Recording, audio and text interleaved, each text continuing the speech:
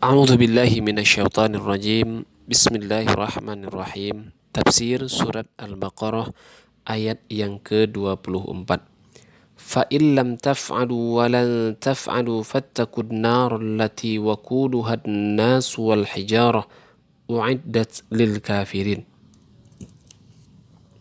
Maka jika kamu tidak dapat membuatnya, dan pasti kamu tidak akan dapat membuatnya, peliharalah dirimu dari neraka yang bahan bakarnya manusia dan batu yang disediakan bagi orang-orang yang kafir. Allah Subhanahu wa taala berfirman, "Fa illam taf'alu wa lan taf'alu." Maka jika kamu tidak dapat membuatnya dan tidak akan pernah dapat melakukannya, kata lan untuk memberikan ketegasan pada masa yang akan datang. Artinya, sekali-kali kalian tidak akan pernah dapat melakukannya. Dan ini merupakan mukjizat lain di mana dia memberikan sebuah berita yang pasti dengan berani tanpa rasa takut maupun kasihan bahwa Al-Quran ini tidak akan pernah dapat ditandingi. Kenyataannya dari sejak dulu sampai sekarang dan sampai kapanpun tidak ada yang dapat menyamai dan tidak mungkin bagi seseorang dapat melakukan hal itu. Yang demikian itu karena Al-Quran merupakan firman Allah, Rabb pencipta segala sesuatu. Bagaimana mungkin firman Allah sang pencipta akan sama dengan ucapan makhluk ciptaannya? Orang yang mencermati dan memperhatikan Al-Quran dengan seksama, niscaya ia akan menemukan berbagai keunggulan Al-Quran yang sulit untuk ditandingi dalam seni sastra, baik yang tersurat maupun yang tersirat, dari sisi lafaz dan juga sisi makna. Allah Azza wa Jalla berfirman, Alif Lam Ra, kitabun uhkimat ayatuhu thumma fussilat min ladun hakimin khabir. Alif Lam Ra, inilah suatu kitab yang ayat-ayatnya disusun dengan rapi serta dijelaskan secara terperinci, yang diturunkan dari sisi Allah yang maha bijaksana lagi maha tahu. Quran Surat Hud ayat 1. Artinya, dia telah menyusun kata-kata di dalam Al-Quran secara rapi dan indah serta menerangkan maknanya secara rinci.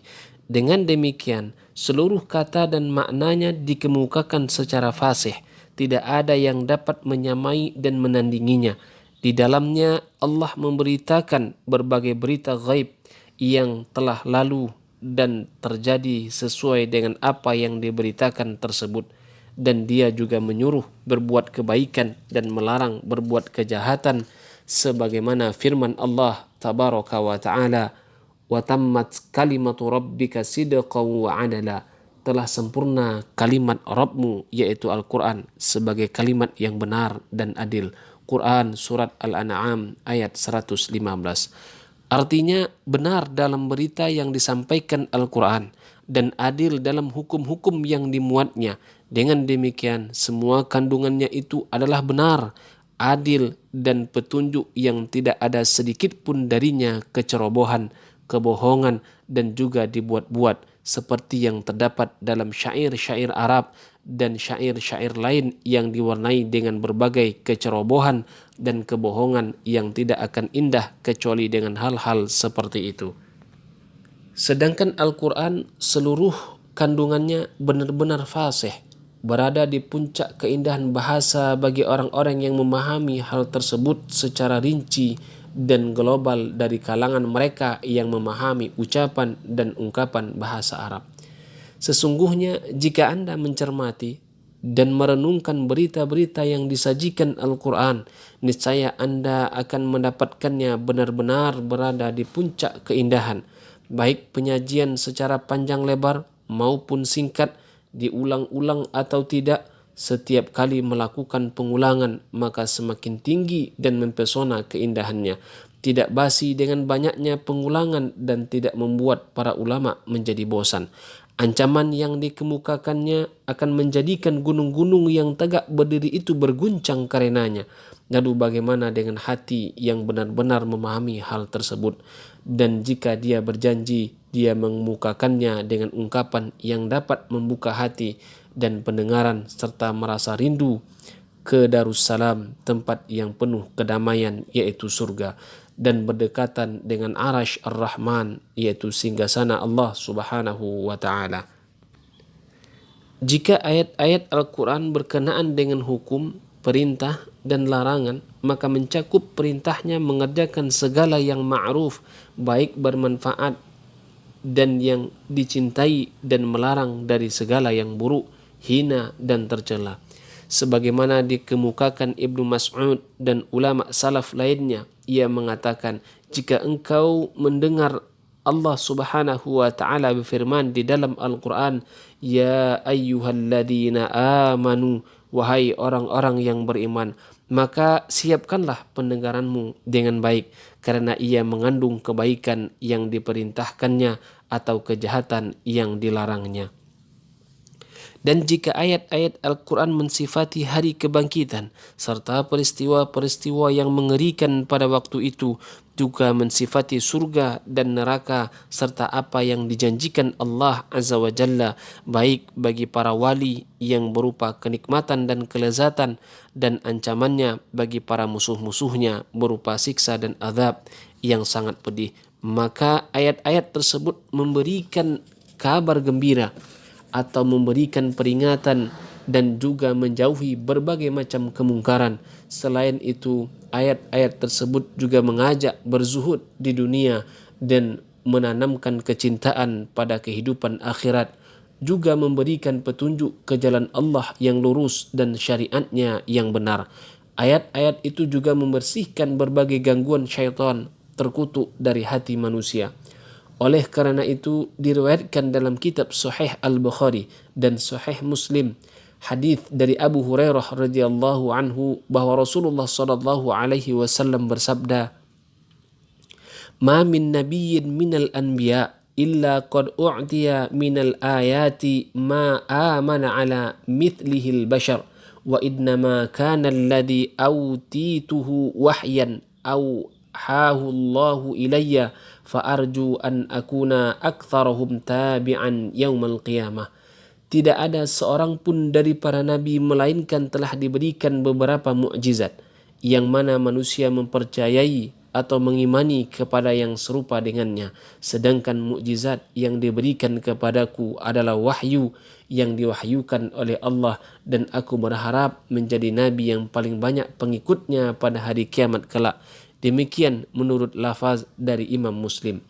Sabda beliau, sedangkan yang diberikan kepadaku adalah wahyu yang diwahyukan oleh Allah pada hadis di atas, maksudnya bahwa yang dikhususkan kepada beliau di antara para nabi yang lainnya adalah Al-Quran, yang tidak mungkin ada umat manusia yang mampu menandinginya, berbeda dengan kitab-kitab lain yang diturunkan Allah karena bukan mukjizat menurut banyak ulama. Wallahu alam. Firman-Nya, fattaqun naral lati waquduha an-nas wal hijaratu uiddat lil kafirin. Maka perihalalah dirimu dari api neraka yang bahan bakarnya manusia dan batu yang disediakan bagi orang-orang kafir. Al-waqudu yaitu apa yang dicampakkan ke dalam neraka untuk menyalakan apinya, seperti kayu bakar dan yang lainnya. Hal yang sama juga difirmankan oleh Allah Subhanahu wa Ta'ala, wa ammal qasituna fakanu li jahannama hataba.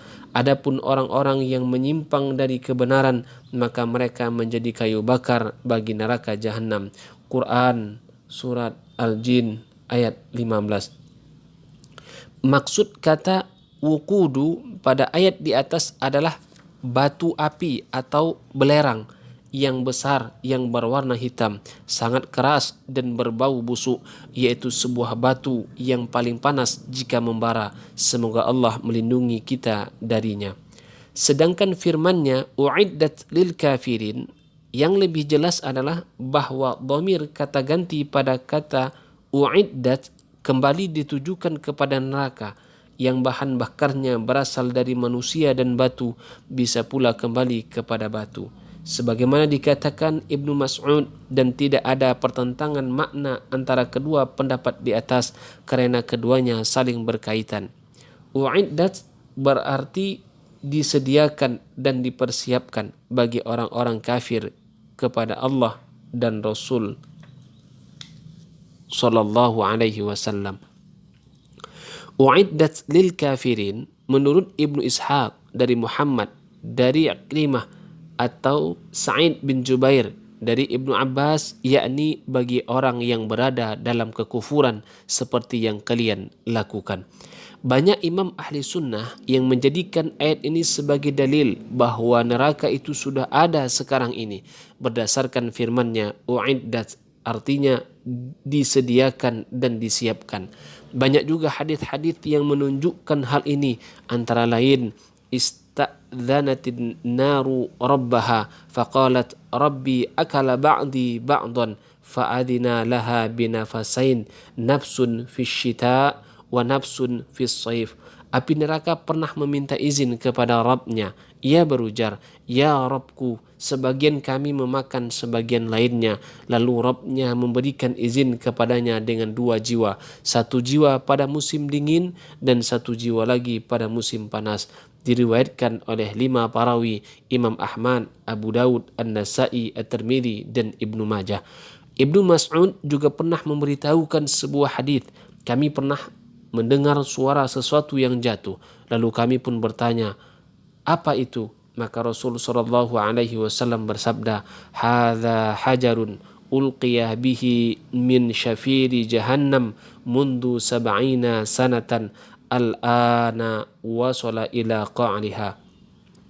Itu adalah batu yang dilontarkan dari tepi neraka jahanam sejak 70 tahun lalu dan sekarang telah sampai di dasarnya. Hadis riwayat Imam Muslim. Demikian juga hadis solat gerhana, malam Isra dan hadis-hadis mutawatir lainnya yang berkenaan dengan makna ini. Namun golongan Mu'tazilah karena kebodohan mereka dalam hal ini telah berbeda paham, dan Al-Qadhi Munzir bin Sa'id Al-Baluti, seorang hakim Andalus, juga berpaham sama seperti mereka. Wallahu a'lam bissawab.